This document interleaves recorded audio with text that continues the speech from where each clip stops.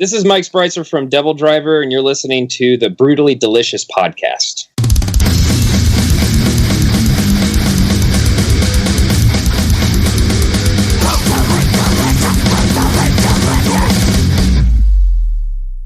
Hey, you're listening to the Brutally Delicious podcast. I'm Bruce.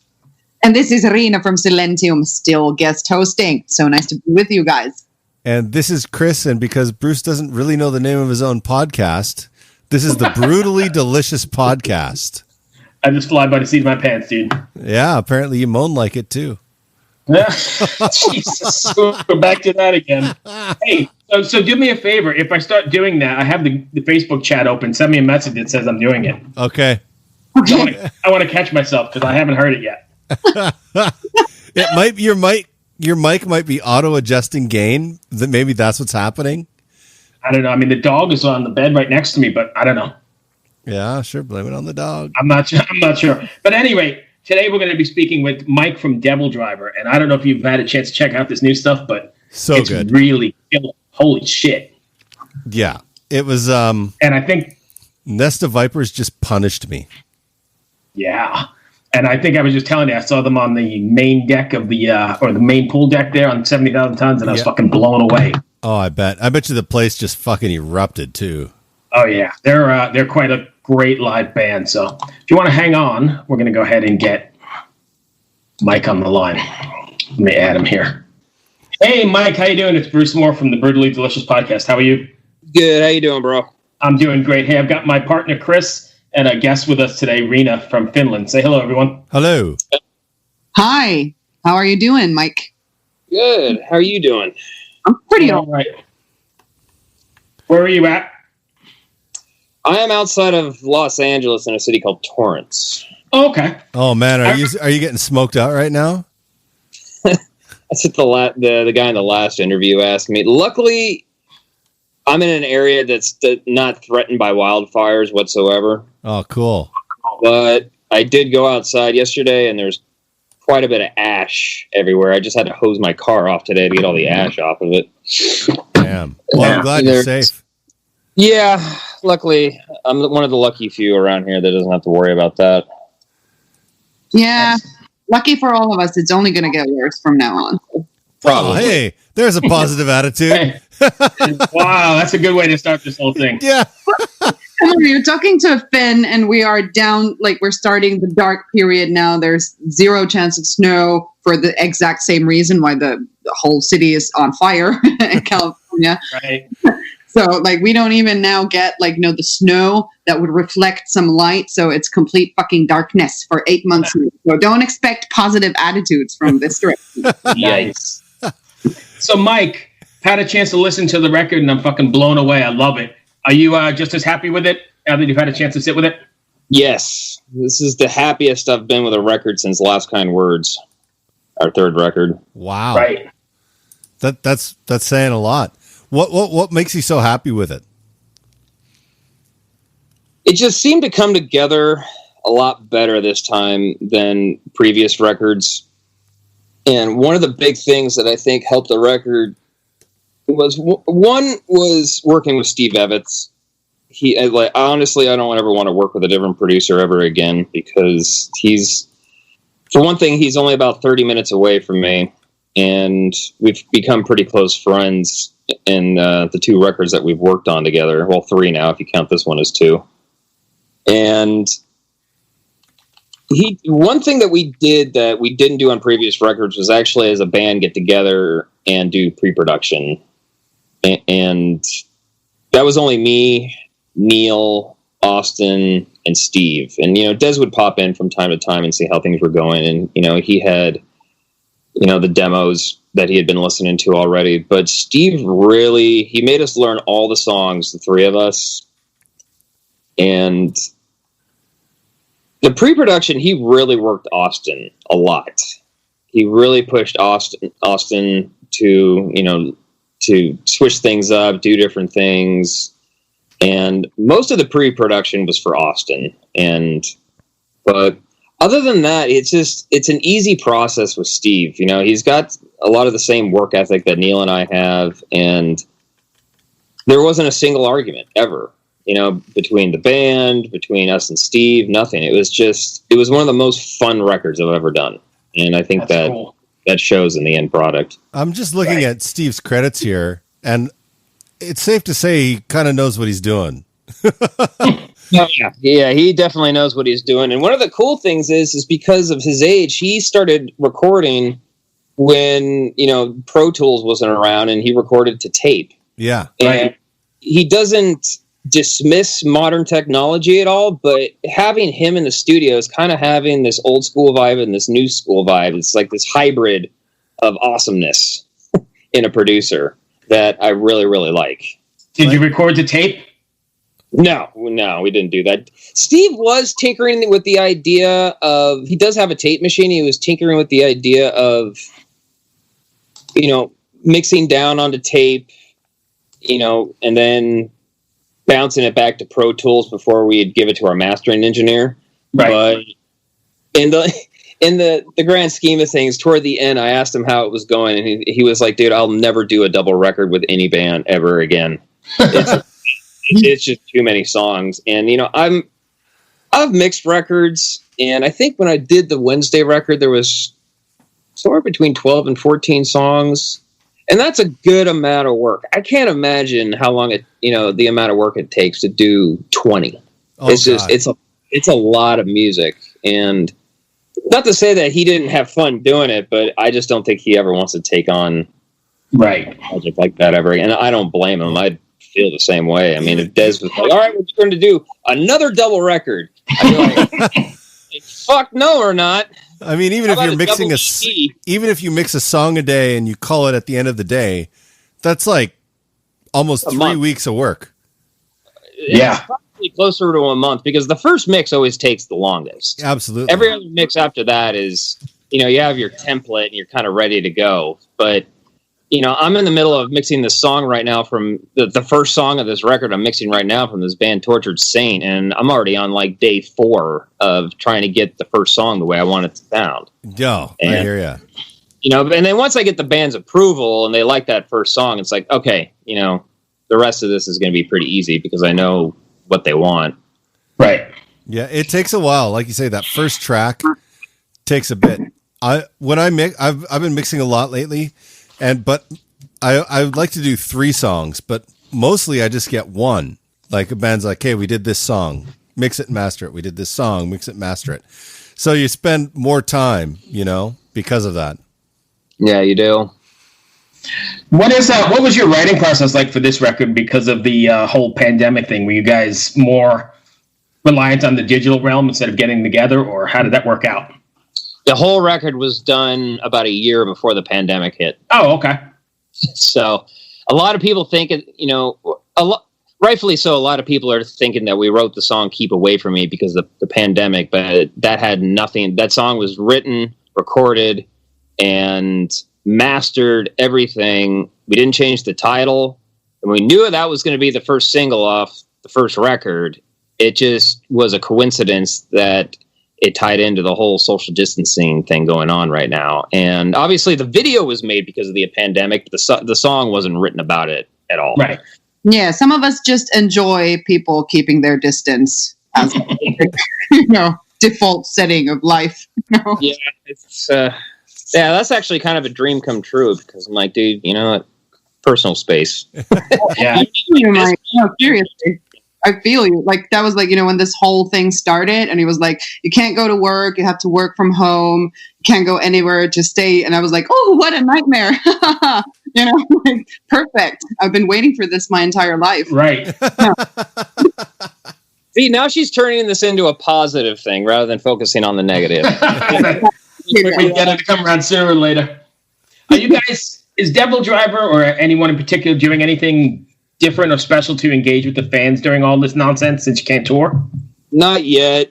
We had a band meeting over the phone a few days ago, and we're talking about doing a music video, and as a band together. Right. But Des has to be extra careful because Anastasia, his wife, just got through that whole cancer scare, and he wants to go through anything even remotely like that again. And our guitar player Neil has asthma, And so he's high risk. And, I'm willing to do it. Austin's willing to do it. Ashes is down to do it. So I think we're going to figure out a way to make it happen, but we're just going to have to be super careful about it. And sure. Austin or Neil and Dez are just going to have to do their best to stay as far away from the rest of, or everybody there, including the crew that's shooting the video, just staying away. Yeah. Yeah, there's actually been some actually pretty cool productions where people have just done their bits in separate places, and then it's combined into a video, whether it be by dividing the screen into different bits or whatever. But of course there's a million ways to do this and keep people safe and still do it.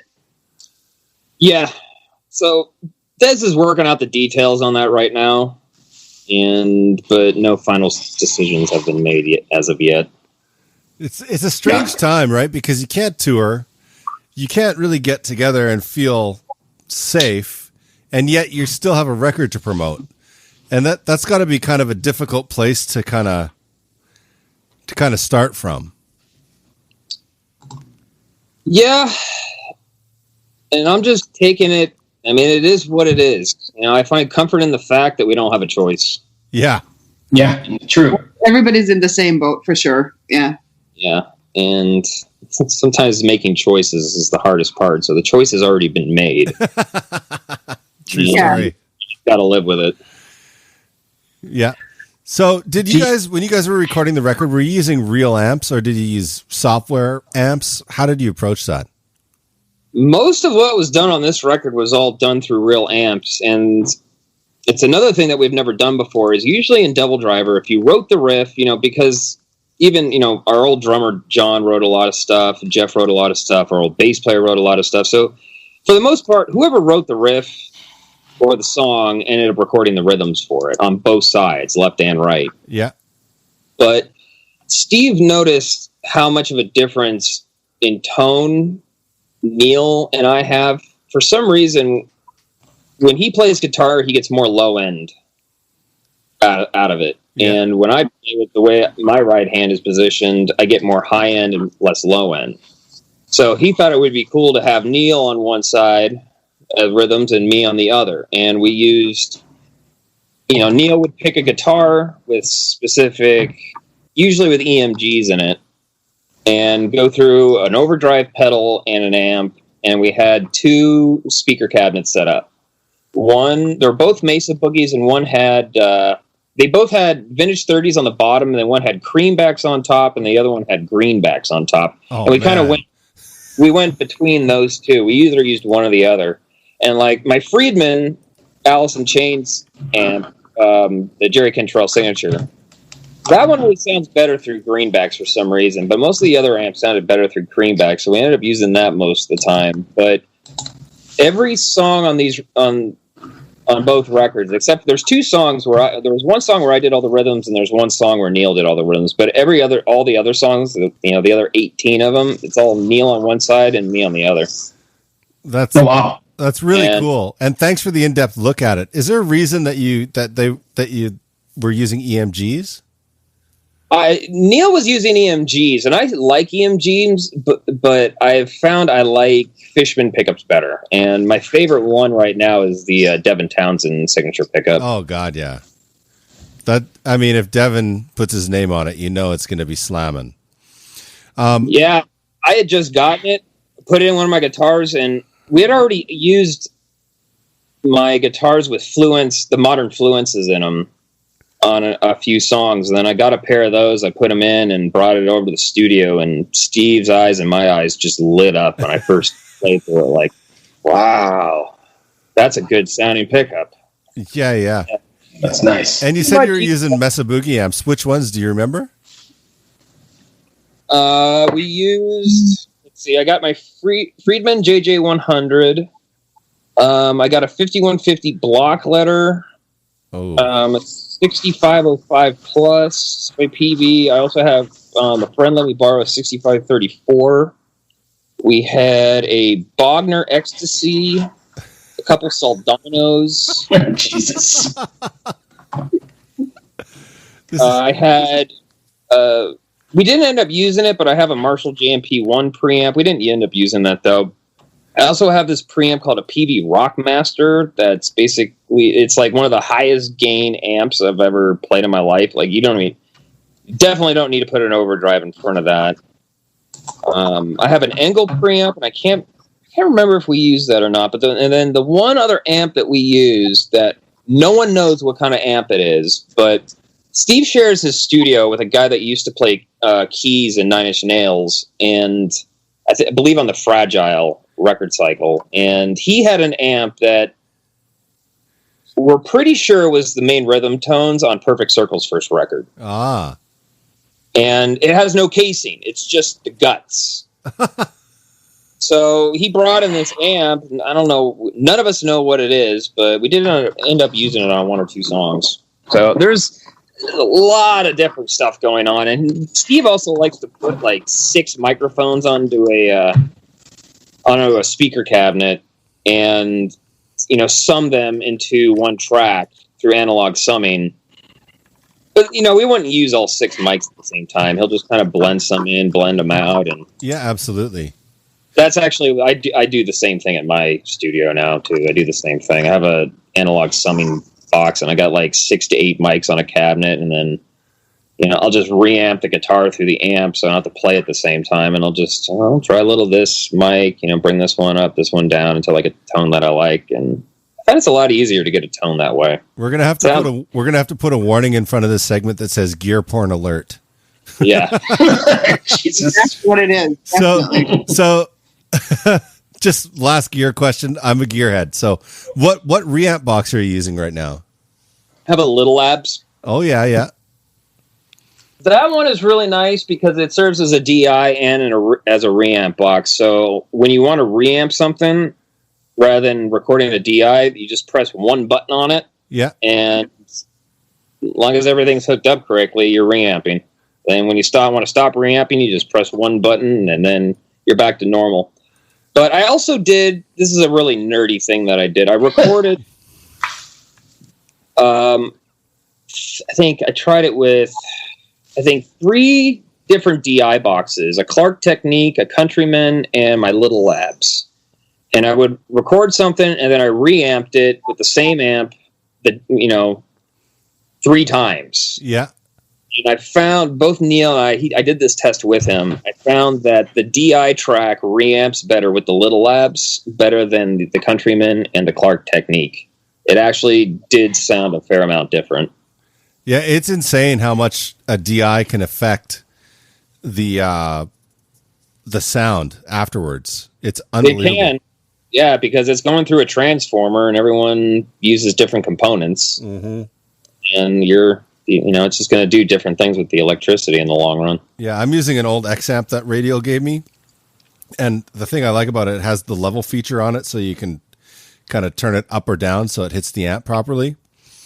Yeah, But the JD7, the Radial JD7 is also nice, but it's insane. And the craziest one I saw when I was working with Garth Richardson, he had a custom one made by a studio tech in Vancouver he also built Metallica studio. He's huge studio builder. May he rest in peace. But that reamp box had like a drag feature on it as well, and you could alter the impedance. It was fucked. It was crazy. Huh. That is interesting. Yeah. Anyways, I'll stop gear porn, Bruce. Yeah, we can go back to DevilDriver since that's what the whole. I gotta say, this was doing much less for me than Extreme Bondage or Gangbangs or whatever. Well, I could talk about my Pussy Melter pedal. I do have that. Right. There we go. Does it actually melt pussies, or is it false advertising? Well, it's made by Steel Panther, so I do believe it does actually melt pussies. Yeah, I'm inclined to agree. It says right there on the box. So I don't think they'd lie. That's what she said. Okay, Bruce, I'll let you take it over because I led this down a gear path. Oh, you've gone down the gear road here. So if you're had to take your double album here, do you have a track that speaks to you the most, that has the most meaning to you on them all? I know they all have intense meanings and they're your babies, but is there one that resonates with you more than others? I would say "Keep Away From Me." That was my most favorite song when the record was done. That was actually before we started recording it. I liked that song the best, and it remained the best for me after it was done.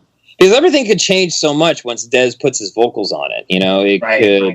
It makes it sound like almost like a completely different song in a lot of ways. But yeah, I've always just really been into that song. Awesome. I know I saw you guys on 70,000 Tons of Metal a couple years ago on the pool deck, and I was just blown away. Oh, thanks, man. That was a good show. That was a great show. It was the middle of the day, too, right? It was like in the afternoon sometime. Yeah. And sun was shining, but it was great. I was so hungover that day. You don't say. I woke up early before that. No, I didn't wake up early. We had some interviews, and then I had like an hour of free time, and I ran over to that wave pool thing that they had. And because I had to try it. I'd never been on one before. So I had about an hour, and I remember doing that thing. It actually did make me feel a little bit better despite my hangover. But, 70,000 Tons of Metal was fun, man. I definitely would do that again. I'm so jealous. Everybody's been there except me. It's hard not to be hungover on that boat, though. Yeah, everyone's buying you drinks. Like I went to go check my bill at the on the last day, and I was expecting it to be like $400 or something like that, and it was like $60. What? Oh my God! Everyone kept buying me drinks, and I was like, "Yeah, I'll take a drink, sure." Yeah. my bill is $60 before I even get to my room. Nice. Yeah, some of the other band members spent upwards of $400 or $500 on that trip. I mean, it's so easy. Sure. They give you that bracelet, so you're not keeping track. It's not like your wallet's getting empty. Yeah, cat. So they just scan that wristband of yours, and dude, that's a dangerous thing to do when drinking and around that many people. Yeah, throw people at a metal festival and don't let them know how much money they're spending. Go. And you're not getting off the boat until you pay it. So go. Exactly. Yeah, isn't it like everybody's favorite drink? Free alcohol. It's the best. When you play a gig and everybody else is buying after. Out of curiosity, how did you guys end up getting on that boat? You mean how did we get booked for it? Yeah. Like, did they call you? Did you call them? Because I know a lot of bands now they phone them because they want to be a part of that festival. You know what? I don't know. I don't really handle any of those kind of aspects with the band. I just sometimes I'll find out about tours through the internet. From Dez, it's just like, oh, I guess we're doing this tour. All right, that works. Oh, we're in Europe in 3 weeks. All right. Usually, no, I know. I usually have at least a couple months to prepare, but it doesn't bother me anymore. It's I understand that managers have a lot of people they have to deal with, so it's just kind of get it done, get it booked, and it's not like any of the people in the band are going to be like, oh, I can't do this. Then I mean, it's our job. Yeah, absolutely. But yeah, I just go wherever the plane or the tour bus takes me. That's awesome, Chris. You got anything else? I don't, man. Thanks for joining us today, and I really appreciate the gear talk. Yeah, no problem, man. I love talking about that stuff. Yeah, it was as hell. Thank you, Mike. Sorry about that. No kidding. Mike, thank you so much for taking the time. I appreciate it. Stay safe. Yeah, you too. See you guys. Well, man. Cheers. Take care. Bye. Bye. Ever wonder what a punch from Elton John feels like? Or how you'd cope with having turned down the chance to be in Nirvana? Or what signal Keith Richards gives when he wants you to get the hell out of his hotel room? Fans of Too Much Effing Perspective don't have to wonder, because they've heard these exact stories and a jillion others on our podcast. I'm Alex Hoffman, former tour manager for Radiohead. And I'm musician and comedy writer Alan Keller. On the TMEP show, we get guests like Nancy Wilson from Heart, Jeremiah Freites from the Lumineers, and Modern Family's Julie Bowen to tell us things they may have only shared with their therapist, clergy, or a TMZ stringer. So join us on Too Much Effing Perspective. That's EFFING Perspective. The only podcast you crank up to 11.